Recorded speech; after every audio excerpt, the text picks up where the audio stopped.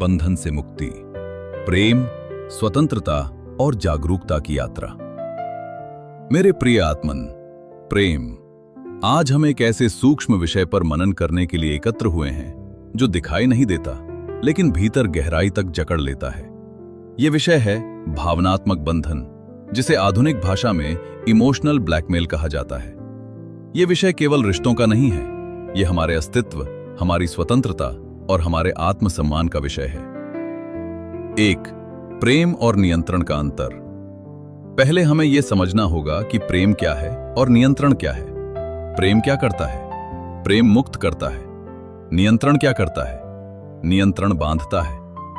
प्रेम में विस्तार है, सहजता है, स्वीकार है।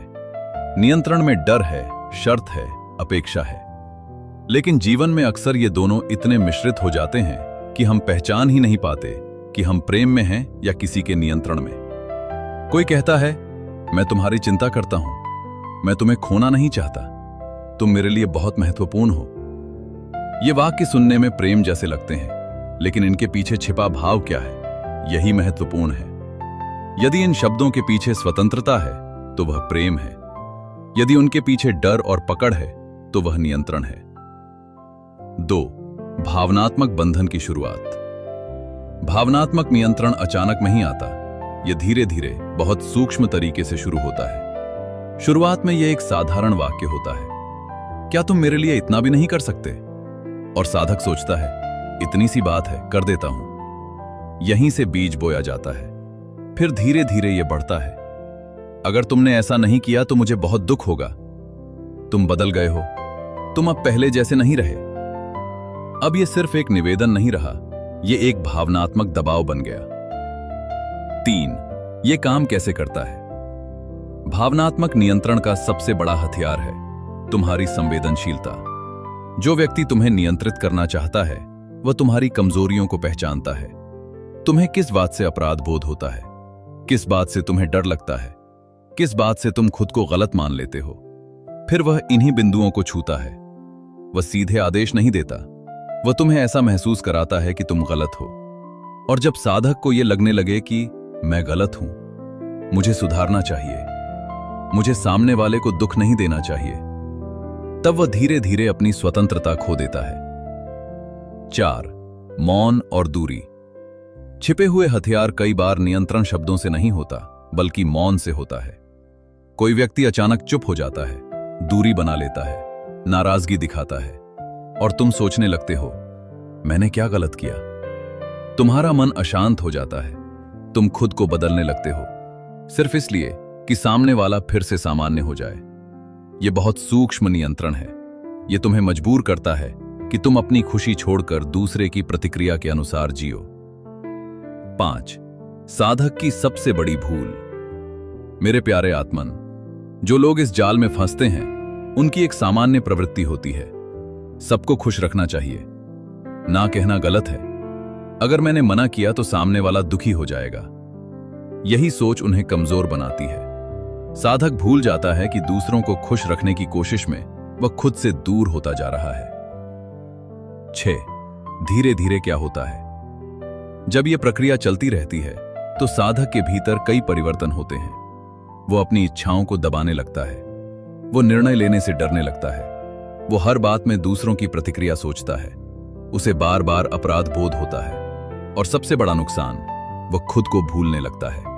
वो ये पूछना बंद कर देता है, मैं क्या चाहता हूं? 7. क्या सामने वाला हमेशा गलत है? यह भी एक गहरी समझ का विषय है। जो लोग ऐसा करते हैं वे हमेशा बुरे नहीं होते। कई बार उनके भीतर होता है खोने का डर, असुरक्षा, अकेले रह जाने की चिंता। वे सोचते हैं, अगर मैंने पकड़ नहीं रखी तो यह व्यक्ति चला जाएगा, इसलिए वे प्रेम को पकड़ में बदल देते हैं। 8. पहचान कैसे करें? मेरे प्यारे आत्मन, जागरूकता ही मुक्ति का पहला कदम है। अगर तुम्हारे जीवन में ये संकेत बार बार आते हैं तो ठहर कर देखो, क्या तुम्हें बार बार अपराध बोध होता है? क्या तुम अपनी जरूरतों को नजरअंदाज कर रहे हो? क्या तुम डर के कारण निर्णय लेते हो? क्या तुम्हें अगर तुमने ऐसा नहीं किया जैसे वाक्य सुनने पड़ते हैं? यदि हां, तो यह सिर्फ रिश्ता नहीं है, यह एक असंतुलन है। 9. मुक्ति की शुरुआत। मुक्ति बाहर से नहीं आती, वह भीतर से शुरू होती है। पहला कदम है स्वीकार करना। हां, मैं प्रभावित हो रहा हूं। जब तक तुम इसे पहचानोगे नहीं, तुम इससे बाहर नहीं आ सकते। 10. ना का महत्व। ना कहना सिर्फ एक शब्द नहीं है, यह स्वाभिमान का उद्घोष है। जब तुम ना कहते हो तो तुम ये कहते हो, मैं भी महत्वपूर्ण हूं। शुरुआत में यह कठिन लगेगा, अपराध बोध होगा, लेकिन धीरे धीरे यह तुम्हें मजबूत बनाएगा। 11. सीमाएं बनाना। प्रेम में भी सीमाएं होती हैं। सीमा का अर्थ दीवार नहीं है, सीमा का अर्थ है सम्मान। जब तुम अपनी सीमा तय करते हो तो तुम सामने वाले को यह बताते हो, यहां तक तुम आ सकते हो, इसके आगे नहीं। 12. भीतर की स्वतंत्रता। सबसे बड़ी स्वतंत्रता बाहर की नहीं, भीतर की होती है। जब तुम ये समझ लेते हो कि तुम्हारी भावनाएं भी महत्वपूर्ण हैं, तुम्हारा मन भी सम्मान योग्य है, तब कोई भी तुम्हें नियंत्रित नहीं कर सकता। 13. सच्चा प्रेम कैसा होता है? सच्चा प्रेम कभी तुम्हें मजबूर नहीं करता। वह कहता है, तुम जैसे हो वैसे ही ठीक हो। वह तुम्हें बदलने की कोशिश नहीं करता, वह तुम्हें समझता है। जहां डर है वहां प्रेम नहीं है, जहां दबाव है वहां अपनापन नहीं है। 14. साधक की जागरूकता। साधक का मार्ग यही सिखाता है, अपने भीतर देखो, अपनी भावनाओं को समझो, अपने सत्य के साथ खड़े रहो। यह आसान नहीं है, लेकिन यही सच्ची साधना है। 15. अंतिम संदेश। मेरे प्रिय आत्मन, जीवन में साहस सिर्फ बड़े निर्णय लेने में नहीं होता। साहस यह भी है कि तुम अपने लिए खड़े हो सको। जब तुम अपनी भावनाओं का सम्मान करते हो, तब तुम दूसरों के साथ भी सच्चा संबंध बना पाते हो। याद रखो, जहां स्वतंत्रता है वहीं प्रेम है, जहां भय है वहां केवल बंधन है, और साधक का मार्ग हमेशा बंधनों से मुक्ति की ओर जाता है। आज इतना ही। अब मैं आप लोगों से आज्ञा लेता हूं। हम फिर मिलेंगे एक नए विषय के साथ। प्रेम सहित तुम्हारा अपना स्वामी निःस्पृह स्पंदन। हरिओम।